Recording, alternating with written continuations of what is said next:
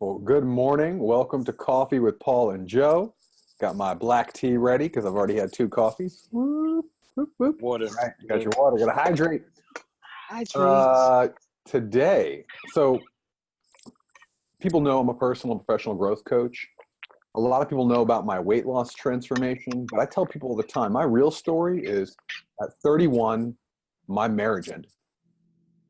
And that for me was an opportunity that almost funneled me into explosive growth and upward trajectory in my life. And I work with a lot of people in various stages of life, and many of them, they want to date more, or they're going through divorce, or they woke up after some sort of big relationship break and they now want to grow and transform. So we're going to talk about that today. I do a lot of work with men in that department, and I've actually worked with some women in that department. Paul, if you would take a few seconds, introduce yourself, maybe touch in on your work, your expertise, your authority, your amazingness, and then we'll walk into the topic further, huh? Sure, absolutely. So my amazingness is I work with men, I work with companies, individuals, and communities, helping them tap into a deeper level of themselves. What that means is what my clients have experienced. They've experienced the weight loss. They've experienced the health and well-being in regards to their energy level increase.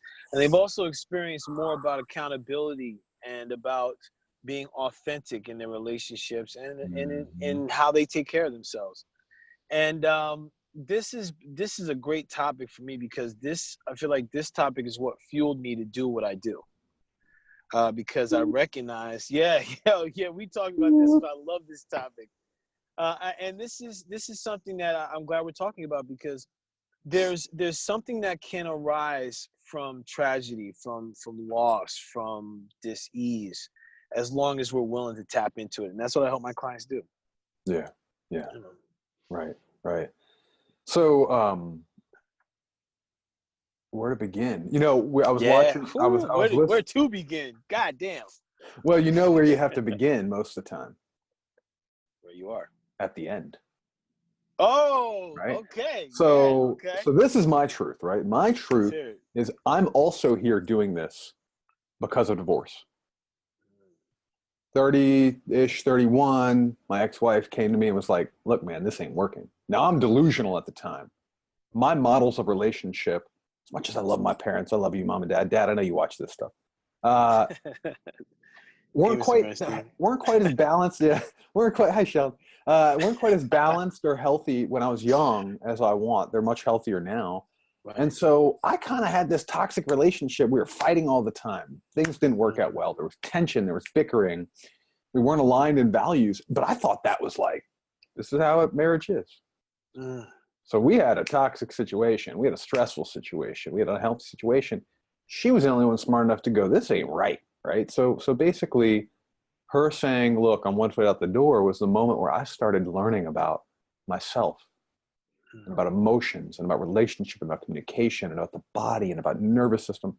When we actually fell apart was when things went and almost exploded. I remember 2 or 3 days after that conversation, and I was crushed. I was like imploded. Almost coming to like this awareness. People talk about seeing a fork in the road, but I literally saw like a fork in the road.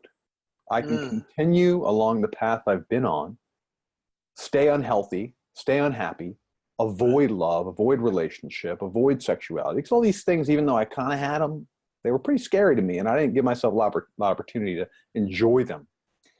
Or I could shift.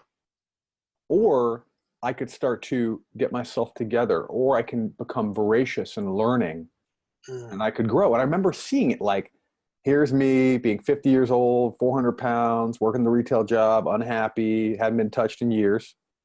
Or the other way is I start kicking ass in life. I start finding love. I start finding connection. And so that led me down a path. Like the choice wasn't, there was no choice, but I saw that there's a choice, right? So right. I knew I had to go. Right? I'm even curious. I'm sorry, just curious for a second, because like, okay, you see that choice. Yeah. You know this path over here, right? Where you have this weight. You don't know this path. Oh, yeah.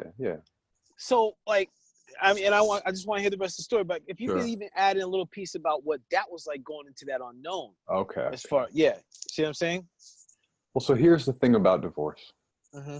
Or if you have a business that implodes and you have to sell the business, you have to get out or it fails.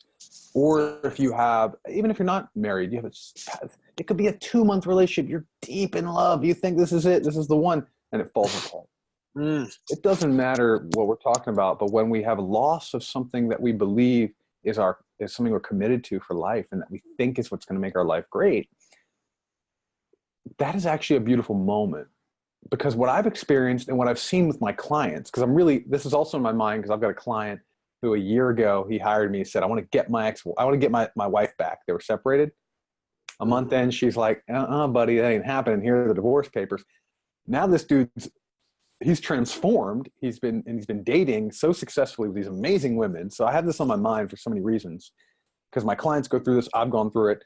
But essentially, I was hit with thinking that the things that I had that were going to make my life great, my career, my lifestyle that I set up with my ex-wife, the relationship we were fostering dogs. We had this like groove going, you know?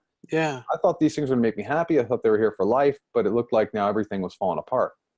So what I knew was, when I was finally honest with myself, I wasn't that happy with what I knew. I wasn't that happy with the status quo. And I was as happy as I thought I could be, and that imploded and fell apart underneath me. So once I'd lost what had been like bigger than the goals for the life that I had, it was more than I give myself credit for it. I lost it, and I recognized just a few days later, hey, wait a second, I'm okay. I'm okay. I can survive.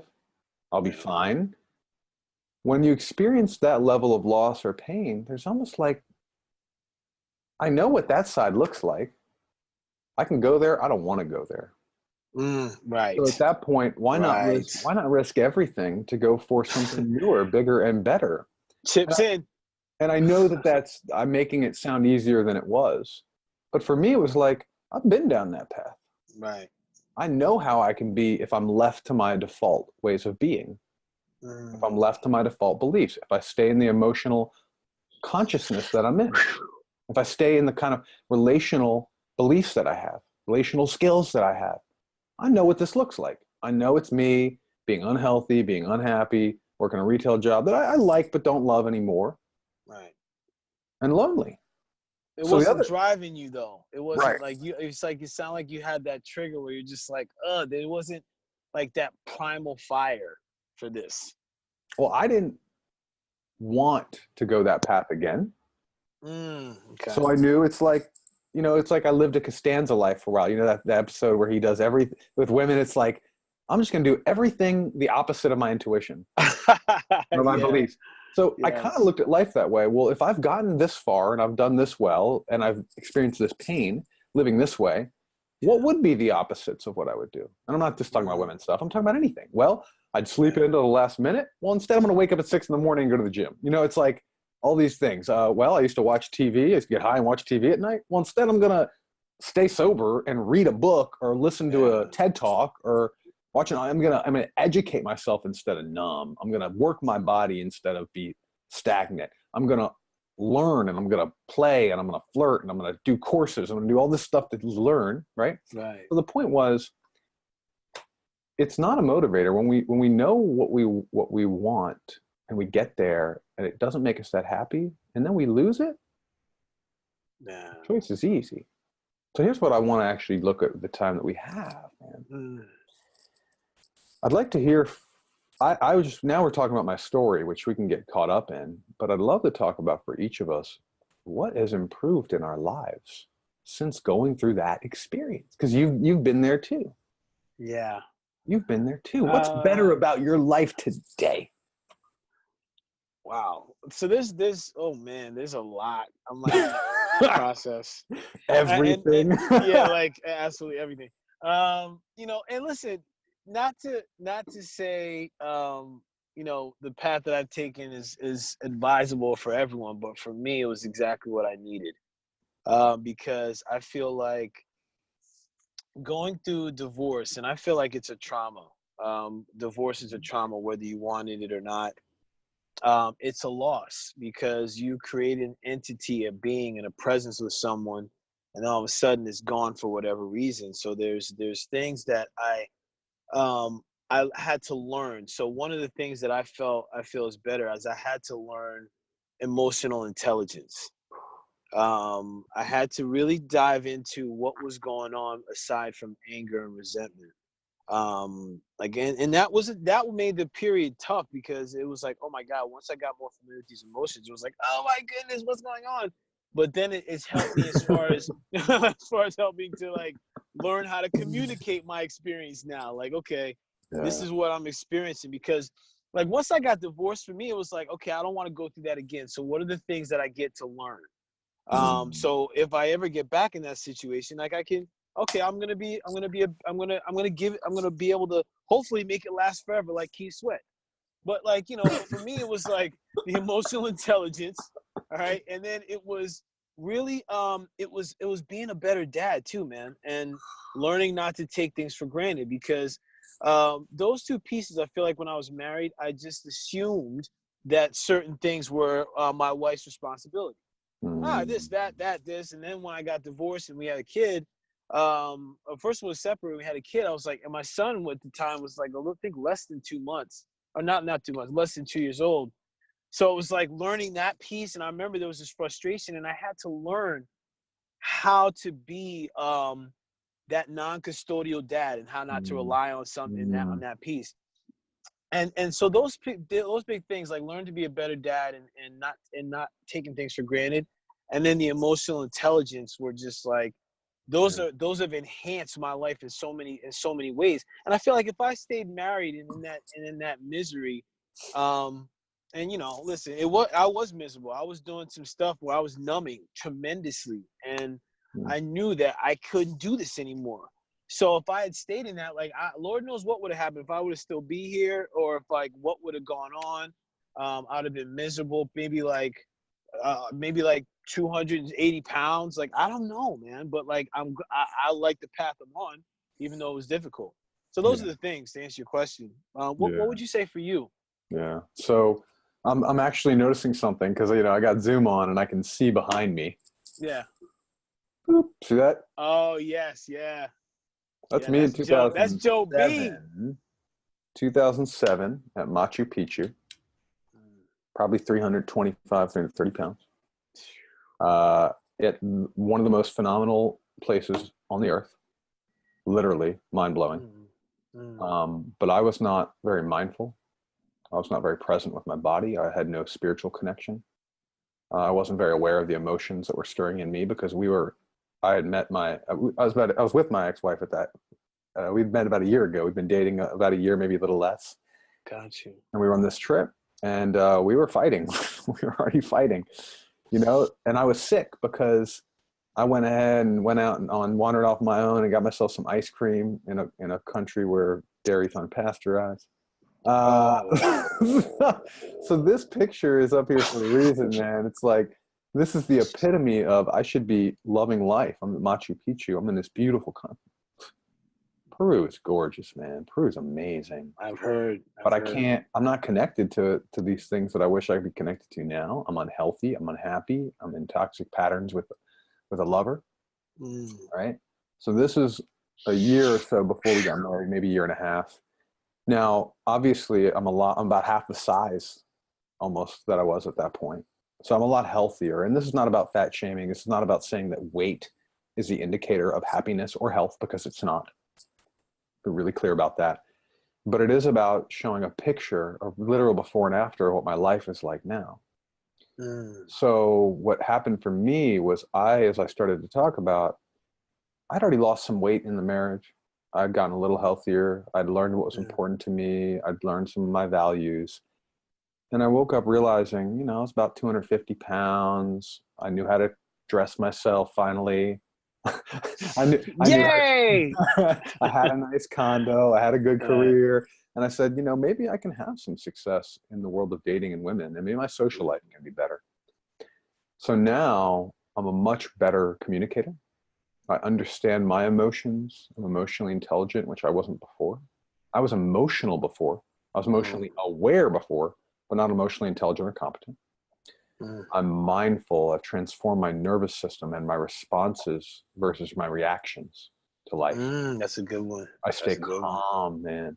I have much better friendships. I have real relationships with people I love. My relationships with my family, my nuclear family is better. I have a lot of spiritual connection now I didn't have. I have community I didn't have. Nice. I'm a reader. You know, I wasn't reading before. Now I'm just an avid reader.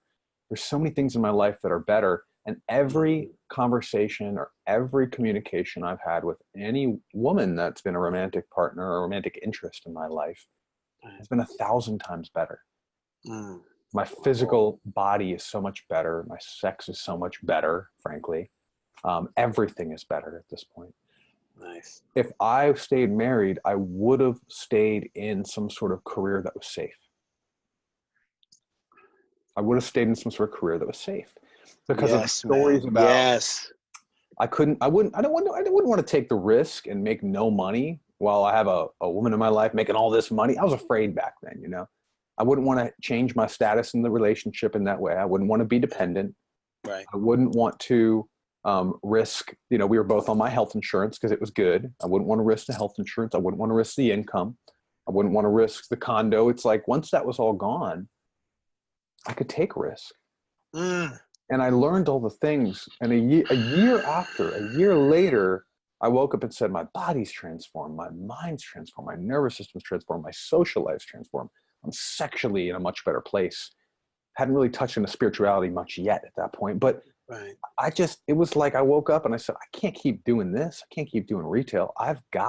It's a calling. I've got to find my way into helping other men. I have to.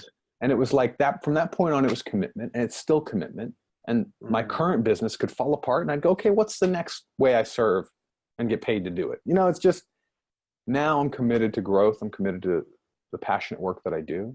I didn't have any of that beforehand. So really everything in my life's better. Like literally every element of my life is better.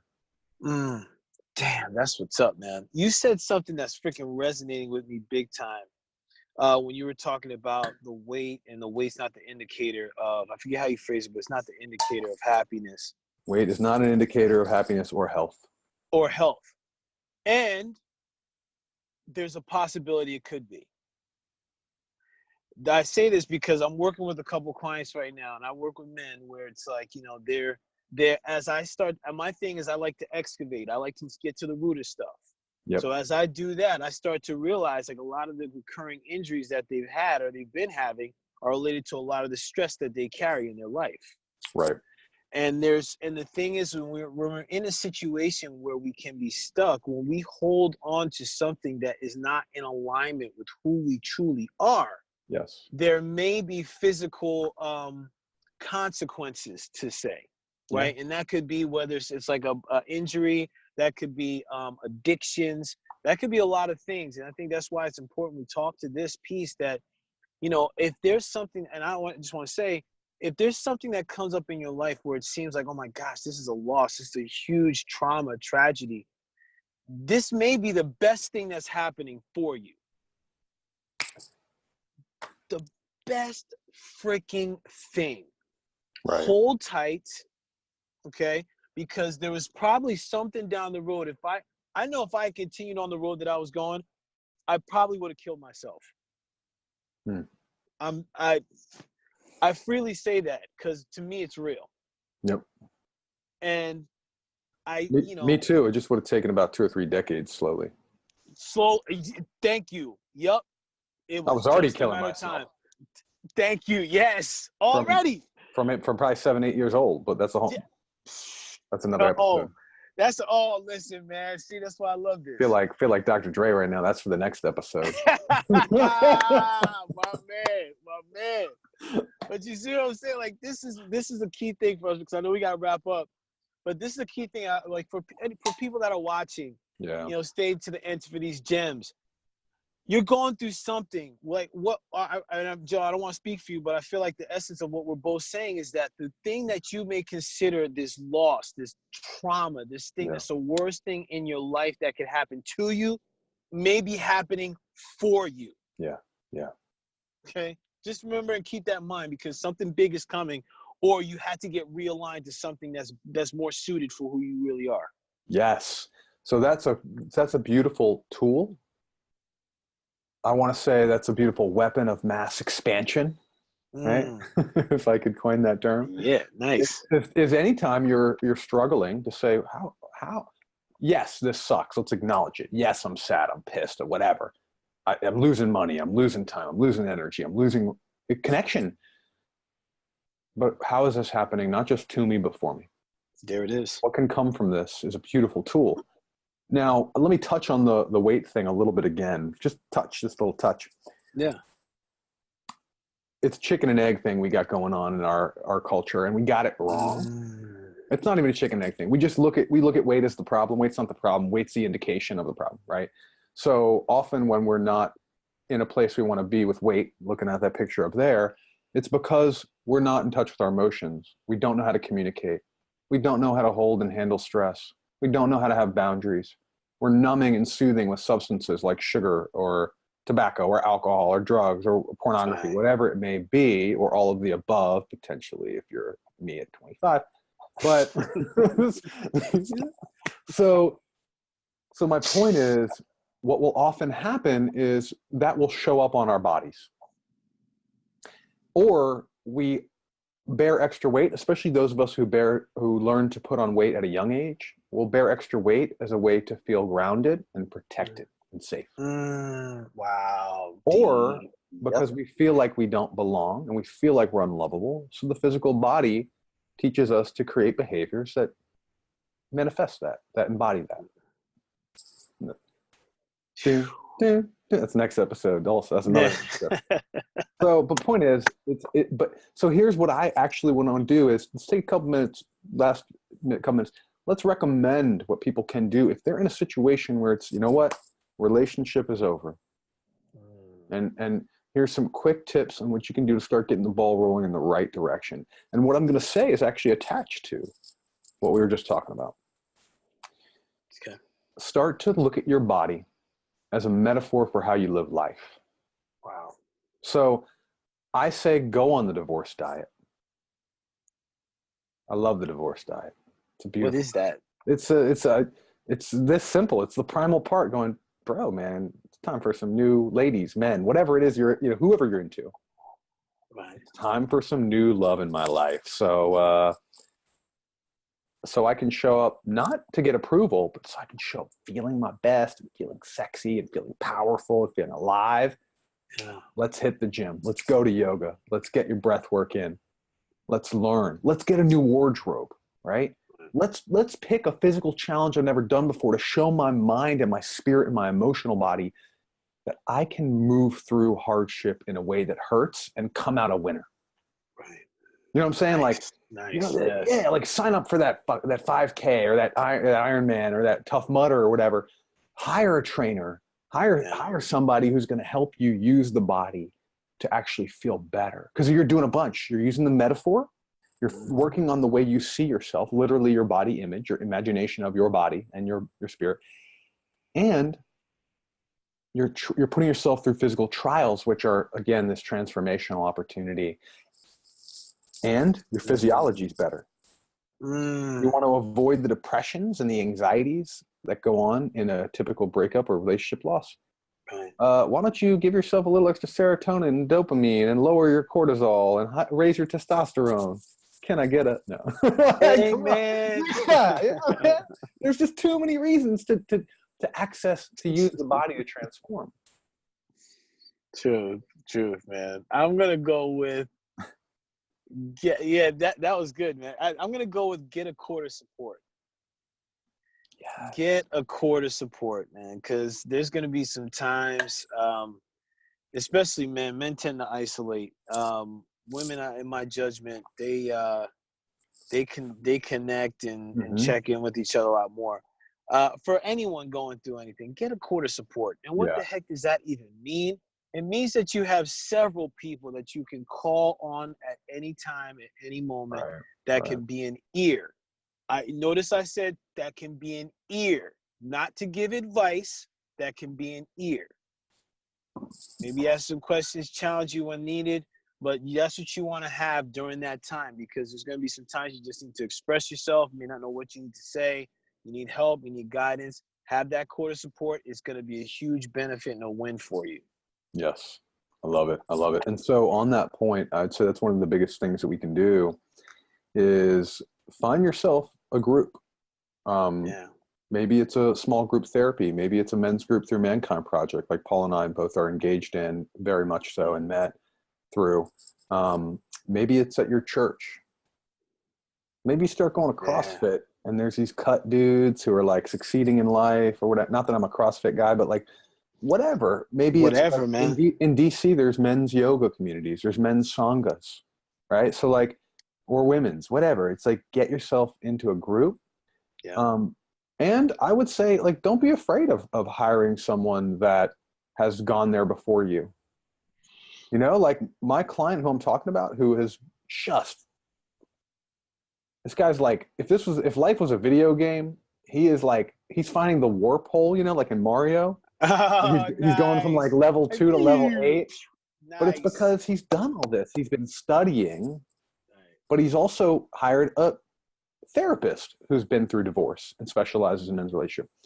He's hired me, who's been through divorce and done a lot of transformational work. Specifically, he wanted these people that would actually know what he's been going through.